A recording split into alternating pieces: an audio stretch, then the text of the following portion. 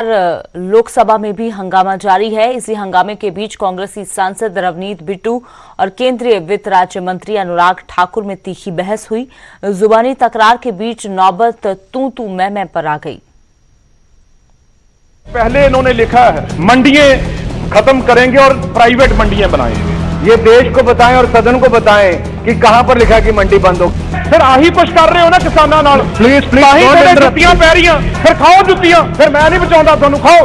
किसानों को ऐसे गुमराह किया है क्योंकि कहीं पे भी कानून में नहीं लिखा कि मंडी बंद होगी, लेकिन इन लोगों ने गुमराह कर करके देश में ये फसाद खड़ा किया है।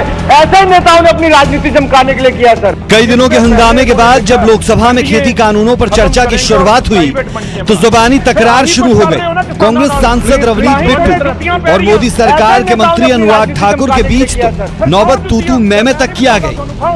केंद्र सरकार शिकायत कर रही है कि कानूनों को काला बताने वाले विरोधी असल मसलों पर बात नहीं कर रहे, मगर मंगलवार को जब बिट्टू ने सिलसिलेवार ढंग से कानूनों की खामियां गिनवानी शुरू की तो नया विवाद छिड़ गया।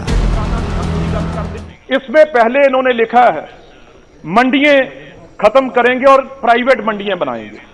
कहां कानून में लिखा है कि मंडी बंद होगी? सर, इनको अपनी चिंता है, अपनी राजनीति की चिंता है। ये किसान के कंधे पर बंदूक रख के चला रहे हैं। सर, फिर आही कुछ कर रहे हो ना किसानों नाल। प्लीज चर्चा किसी सार्थक मसले पर पहुंचने की बजाय उलझे सवालों और हंगामे के बीच में ही फंस कर रह गई। लेकिन इस हंगामे के बीच में केंद्रीय कृषि मंत्री नरेंद्र तोमर ने कांग्रेस को घेरने का मसाला ढूंढ निकाला। उन्होंने ट्वीट कर लिखा, देश की संसद में भी कांग्रेस के सांसद कृषि सुधार कानूनों पर सफेद झूठ बोल रहे हैं। कांग्रेस सांसद बिट्टू ने फिर गुमराह किया और हमारे मंत्री ने उनका झूठ तुरंत ही बेनकाब कर दिया।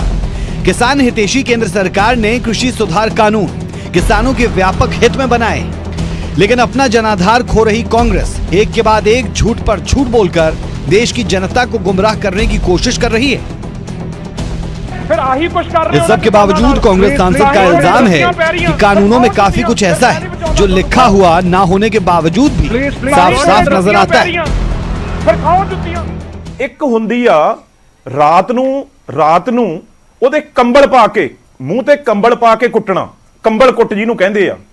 ਇਹ ਸਿੱਧੀ ਮੂੰਹ ਤੇ ਚਪੇੜ ਨਹੀਂ ਮਾਰ ਰਹੇ, ਇਹ ਕੰਬਲ ਪਾ ਕੇ ਮੂੰਹ ਤੇ ਕੰਬਲ ਪਾ ਕੇ ਹਨੇਰੇ 'ਚ ਕੰਬਲ ਕੁੱਟ ਕਰ ਰਹੇ ਆ। ਤੁਸੀਂ ਵੀ ਨਾ ਪਤਾ ਲੱਗੇ ਕੌਣ ਮਾਰ ਰਿਹਾ कौन कर गया, ये उस गेम ना खेल रहे।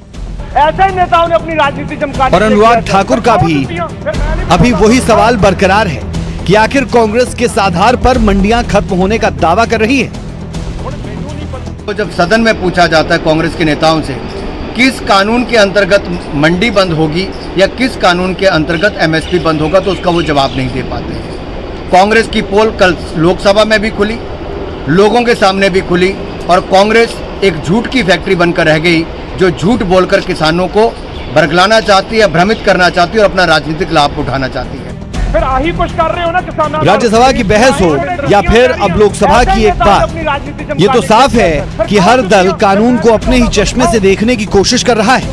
बीजेपी को जो खेती कानून भविष्य की बेहतरी के लिए उठाया गया कदम नजर आते हैं, वही बाकियों को किसान विरोधी। फिलहाल हालात ये हैं कि हल की तरफ बढ़ने की बजाय सब आपस में ही उलझे पड़े। ऐसे नेताओं ने अपनी दिल्ली से Ravi Mishra, bureau report, news 18। और अब बात करते हैं दीप सिद्धू की। 26 जनवरी को दिल्ली हिंसा और लाल किले पर झंडा फहराने के आरोपी दीप सिद्धू की गिरफ्तारी के बाद बड़ा खुलासा हुआ है। पुलिस से बचने के लिए विदेश में बैठी एक महिला साथी दीप सिद्धू की मदद कर रही थी। और क्या बड़े खुलासे किए दीप सिद्धू ने, देखिए ये रिपोर्ट।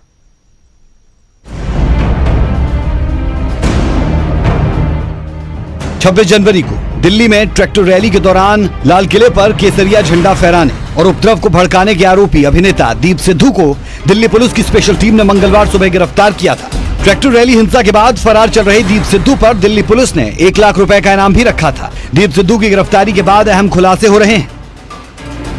गणतंत्र दिवस के दिन दिल्ली में जब दंगे हो रहे थे, उस समय दीप सिद्धू लाल किले में ही मौजूद था, लेकिन फिर भी वो वहां से फरार हो गया। उसके बाद से दीप सिद्धू पुलिस की गिरफ्त से बाहर था, लेकिन वो सोशल मीडिया पर लगातार एक्टिव था। दिल्ली से भागने के बाद दीप सिद्धू की लोकेशन हरियाणा थी, उसके बाद उसकी लोकेशन पंजाब हो गई। उसकी गिरफ्तारी के बाद खुलासा हुआ कि इतने दिनों तक उसकी मदद कौन कर रहा था। असल में पुलिस से बचने के लिए उसने अलग अलग लोगों से फोन लेकर वीडियो बनाए और फिर विदेश में बैठी अपनी दोस्त की मदद से ये वीडियो फेसबुक पर अपलोड करवाए। दीप सिद्धू की इस दोस्त के बारे में बताया गया है कि ये पंजाबी एक्ट्रेस है जो अमेरिका से दीप सिद्धू की मदद कर रही थी और इस नंबर से वो दीप सिद्धू की वीडियो अपलोड करने में लगी थी। खुलासा ये भी हुआ है कि दीप सिद्धू ने पुलिस को चकमा देने के लिए 26 जनवरी के बाद मुंबई में मौजूद अपनी पत्नी को जानबूझकर बिहार के पूर्णिया भेजा था। दीप सिद्धू को पता था कि पुलिस उसकी पत्नी के जरिए उस तक पहुंचने की कोशिश करेगी। हुआ भी ऐसा ही। दीप सिद्धू की तलाश में कई पुलिस टीमें बिहार में भी रेड करने पहुंची। उसने अपनी वीडियो में भी बिहारी लोगों की ओर से मदद मिलने की बात कही थी। ये सब पुलिस का ध्यान भटकाने के लिए बहुत सोच समझ कर किया गया। असल में वो पंजाब हरियाणा में अलग अलग लोकेशंस पर वीडियो बनाता था और लोकेशंस का पता ना लगे इसीलिए पीछे कंबल लगाता था। पेशेवर अपराधी की तरह वो 13 दिन तक पुलिस को चकमा देता रहा, लेकिन आखिरकार धरा गया। अब उम्मीद है कि दिल्ली हिंसा लाल किले के प्रकरण पर वो सारे राज खोले जाएंगे जो 26 जनवरी की सच्चाई सबके सामने लाएंगे। Bureau report, news 18। और अब बात करते हैं उत्तराखंड की।